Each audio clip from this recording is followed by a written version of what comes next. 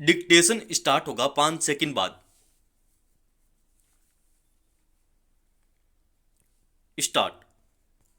रूस यूक्रेन युद्ध के 24 फरवरी को 2 साल पूरे हो चुके हैं।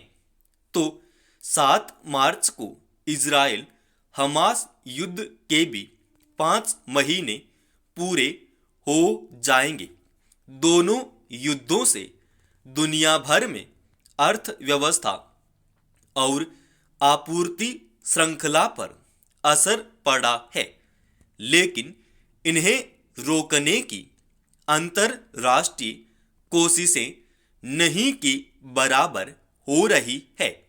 अमेरिका, ब्रिटेन और यूरोपीय संघ ने हाल ही रूस पर नए प्रतिबंधों का ऐलान जरूर किया है। यह भी ऊंट के मुंह में जीरे से ज्यादा कुछ नहीं है। ये देश पहले भी रूस पर कई प्रतिबंध लगा चुके हैं, जिनका उस पर खास असर नहीं हुआ। रूस यूक्रेन युद्ध ने दुनिया को 2 धड़ों में बांट रखा है। देखा जाए तो अमेरिका, ब्रिटेन, फ्रांस समेत कई पश्चिमी देशों की मदद से यूक्रेन लड़ाई के मैदान में डटा है, तो ईरान, चीन, दक्षिण कोरिया जैसे देश प्रत्यक्ष या अप्रत्यक्ष रूप से रूस का साथ दे रहे हैं। भारत तटस्थ है और कई बार युद्ध खत्म करने की अपील कर चुका है। सबसे चिंताजनक पहलू यह है कि रोकने के लिए संयुक्त राष्ट्र यूएन ने अब तक कोई ठोस पहल नहीं की है।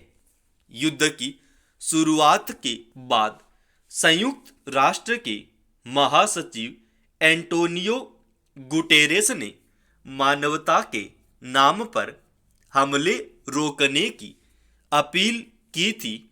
रूस के अपील ठुकराने से साफ हो गया था कि अंतरराष्ट्रीय व्यवस्था बनाए रखने में संयुक्त राष्ट्र कितना शक्तिहीन हो चुका है।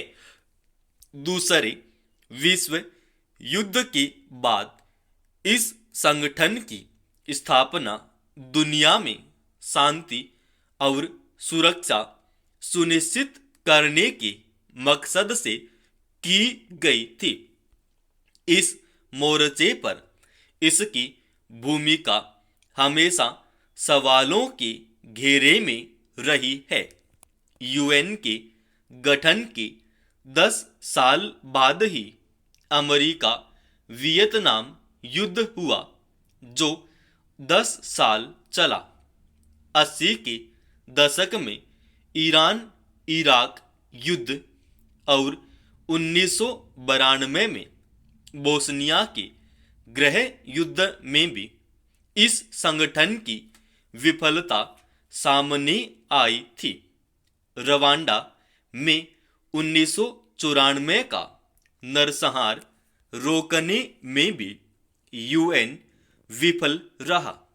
दरअसल संयुक्त राष्ट्र की सुरक्षा परिषद में अमेरिका, रूस, ब्रिटेन, फ्रांस और चीन जैसे देशों का दबदबा है। इन्हें वीटो पावर हासिल है। इसका इस्तेमाल ये अपने अपने हित साधने के लिए करते हैं।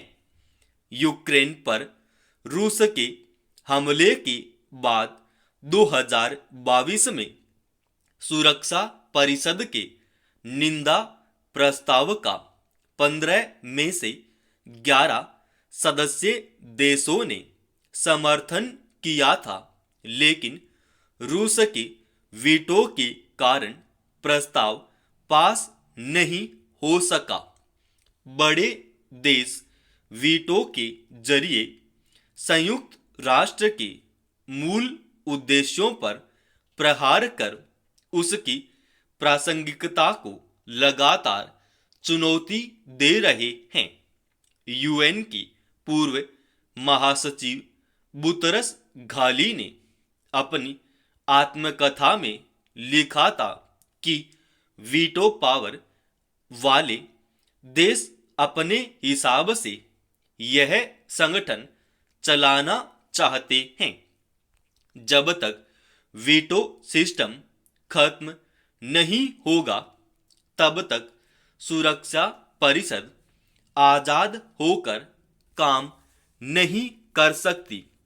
इस समस्या का समाधान परिषद में देशों का प्रतिनिधित्व बढ़ाकर किया जाना चाहिए।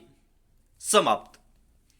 दोस्तों, इस डिक्टेशन का पीडीएफ फाइल अपने official Telegram channel study with HP Swami पर डाल रखा है।